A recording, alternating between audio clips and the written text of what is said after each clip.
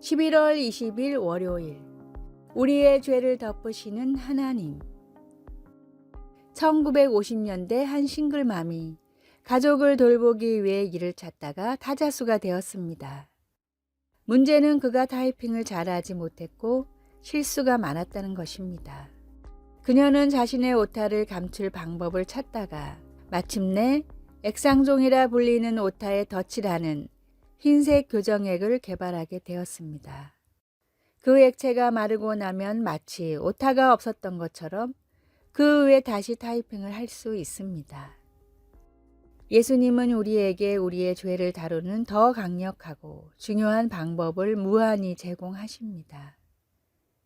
죄를 덮는 것이 아니라 완전히 용서하는 것입니다. 요한복음 8장 초반에 나오는 간음죄로 잡혀온 여자의 이야기는 완전한 용서를 보여주는 좋은 예입니다. 율법 학자들은 예수님이 그 여자와 그 여자의 죄에 대해 무언가 조치하시기를 기대했습니다. 율법에 따르면 간음한 여자는 돌로 맞아야 했지만 예수님은 율법이 무엇이라 말하고 또 말하지 않는지 상관하지 않으셨습니다. 예수님은 그저 모든 사람이 죄인임을 상기시키시면서 죄 없는 자가 그 여인을 돌로 치라고 하셨습니다. 그러자 아무도 돌을 던지지 못했습니다. 예수님은 이 여인이 새 출발을 할 수 있도록 도와주셨습니다. 주님은 그 여인을 정죄하지 않으시고 다시는 죄를 범하지 말라고 하셨습니다. 그리스도께서는 여인의 죄를 용서하시고 죄로 얼룩진 과거 위에 새로운 삶의 방식을 타이핑할 수 있도록 해결책을 주셨습니다. 우리도 주님의 은혜로 똑같은 죄사함을 받고 있습니다. 말씀, 예수께서 이르시되 나도 너를 정죄하지 아니하노니 가서 다시는 죄를 범하지 말라. 요한복음 8장 11절. 찬송 251장. 놀랍다 주님의 큰 은혜. 기도. 예수님, 저의 죄를 씻어 주셔서 감사합니다. 주님 안에서 새로운 삶을 살게 도와주소서. 예수님의 이름으로 기도드립니다. 아멘.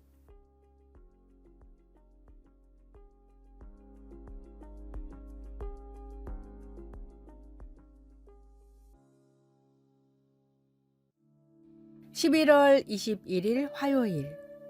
절약의 목적. 중국 청나라 때 서양과의 무역을 독점한 오병감이라는 사람이 있었습니다. 오병감이 혼자서 버는 돈은 당시 청나라가 벌어들이는 1년 세금과 비슷할 정도로 막대했습니다.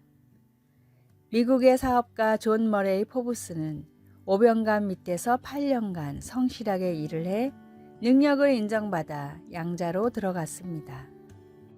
오병감의 도움으로 포브스도 미국에서 가장 돈이 많은 부호 중에 한 사람이 됐지만 검소한 생활이 몸에 배어 밤에도 촛불을 켜놓고 살았습니다. 하루는 늦은 저녁 한 노파가 기부금을 부탁하려고 포브스의 집을 방문했습니다. 포브스는 2개의 촛불을 켜놓고 책을 보고 있었는데 손님이 왔다는 말에 하나를 불어 꺼버렸습니다. 촛불 하나도 아끼는 포브스의 모습에 노파는 기부금을 받기는 틀렸다고 생각했지만 사정을 들은 포브스는 선뜻 큰 돈을 기부하겠다고 약속했습니다. 포브스는 다시 책을 읽으려고 초에 불을 붙이며 말했습니다.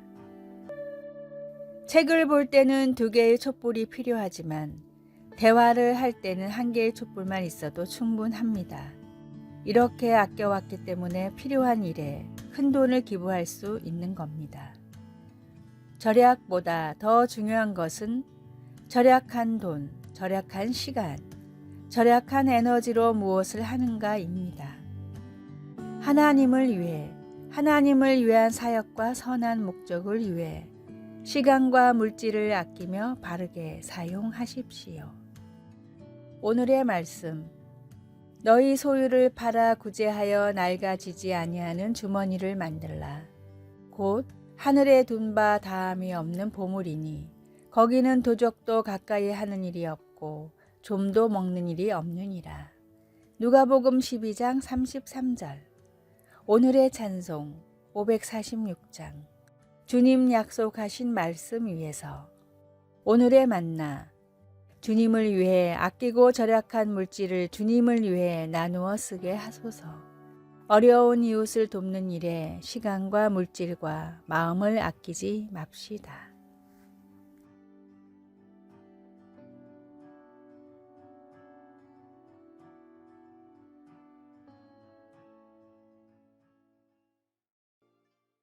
(11월 22일) 수요일. 잊히지 않는 신실함. 쇼는 가족의 의미를 알지 못하며 자랐습니다. 엄마는 돌아가셨고 아빠는 거의 집에 있지 않았습니다. 그는 자주 외로웠고 버림받았다고 느낄 때가 많았습니다. 그런데 근처에 살던 한 부부가 그에게 다가왔습니다. 그들이 쇼를 자기 집으로 데려가 자기 아이들이 쇼의 형, 누나가 되게 해주자 쇼는 자신이 사랑받고 있다는 확신을 갖게 되었습니다. 그들을 따라 교회에 다니면서 쇼는 이제 확신 있는 청년으로 자라 청년부 리더가 되어 있습니다. 그 부부는 한 어린이의 삶이 변화되는데 중심적인 역할을 했지만 그들이 쇼를 위해 한 일이 교회 성도들에게 널리 알려지지는 않았습니다. 그러나 하나님은 아십니다. 그리고 성경 속 믿음의 전당에 수록된 인물들처럼 그 부부의 신실함은 언젠가 상급을 받게 될 것입니다. 히브리서 11장은 성경의 위대한 인물들로 시작하지만 나중에는 우리가 모르는 많은 사람들이 나옵니다.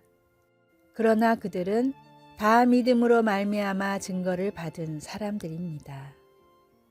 비록 우리의 선행이 사람들에게 알려지지 않을지라도 하나님은 보고 계시며 다 아십니다. 사람들은 모를지라도 하나님은 아십니다. 말씀. 이 사람들은 다 믿음으로 말미암아 증거를 받았으나. 히브리서 11장 39절. 찬송 484장. 내 맘에 주여 소망 되소서. 기도. 하늘에 계신 아버지, 저를 위해 예비하신 선한 일을 보여주시고 하나님을 위해 그 일을 행할 수 있는 믿음을 주소서. 아멘.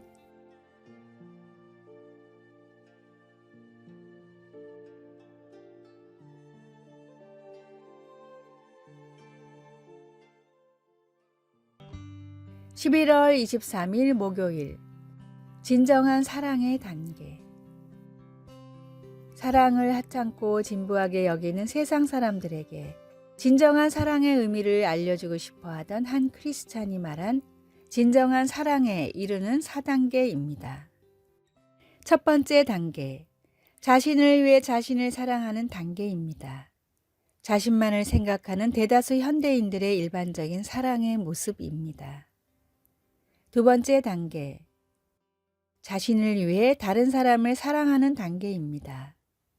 가족과 친한 친구처럼 가까운 사람들을 사랑하지만 이 사랑 역시 자신을 위한 사랑입니다. 세상의 사랑은 두 번째 단계를 벗어나지 못합니다. 세 번째 단계, 다른 사람을 위해 다른 사람을 사랑하는 단계입니다. 내가 중심이 아닌 정말로 사랑하게 된 누군가를 위해 희생할 수 있는 단계입니다. 네 번째 단계, 하나님을 위해 자신을 사랑하는 단계입니다. 하나님을 알아가는 것이 곧 하나님이 창조하시고 사랑하시는 자기 자신을 알아가는 것입니다. 하나님을 사랑하며 더 많이 알아갈수록 자기 자신을 비롯해 다른 사람들도 더욱 사랑할 수밖에 없습니다. 나를 누구보다 사랑하시는 주님을 통해 진정한 사랑의 의미를 배우십시오. 오늘의 말씀. 그가 우리를 위해 목숨을 버리셨으니 우리가 이로써 사랑을 알고 우리도 형제들을 위하여 목숨을 버리는 것이 마땅하니라. 요한일서 3장 16절. 오늘의 찬송 304장. 그 크신 하나님의 사랑. 오늘의 만나. 믿음과 소망과 사랑 중에 으뜸은 사랑임을 잊지 않게 하소서. 진정한 사랑의 참 의미가 무엇인지 날마다 생각하며 실천합시다.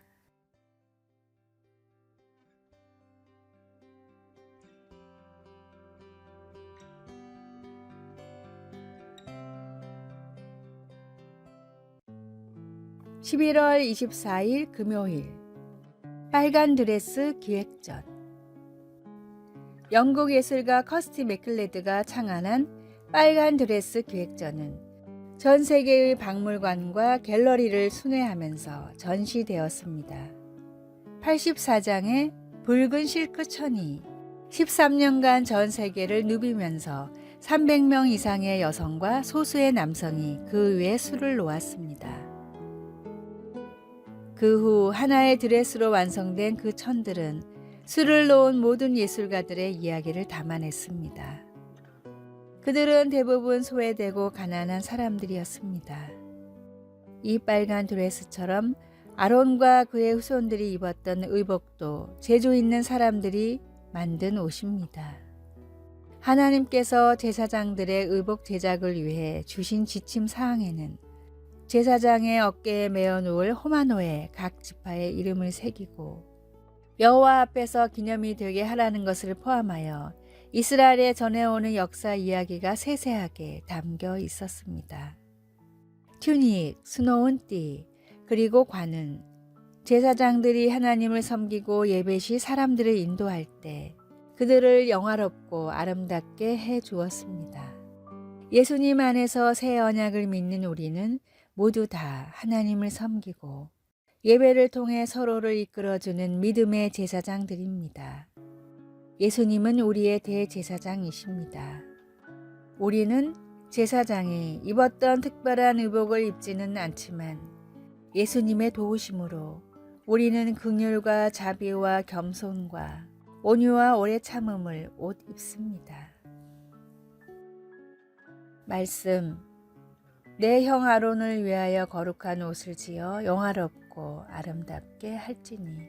출애굽기 28장 2절. 찬송 424장. 아버지여 나의 맘을. 기도. 하나님 아버지, 저를 긍휼과 자비, 겸손, 온유와 오래 참음으로 옷 입혀 주소서.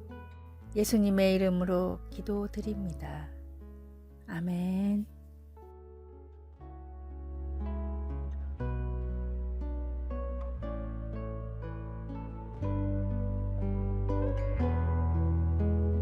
아래의 빨간색 글자 구독을 누르시어 더 많은 전도의 열매를 맺으시기를 기도합니다.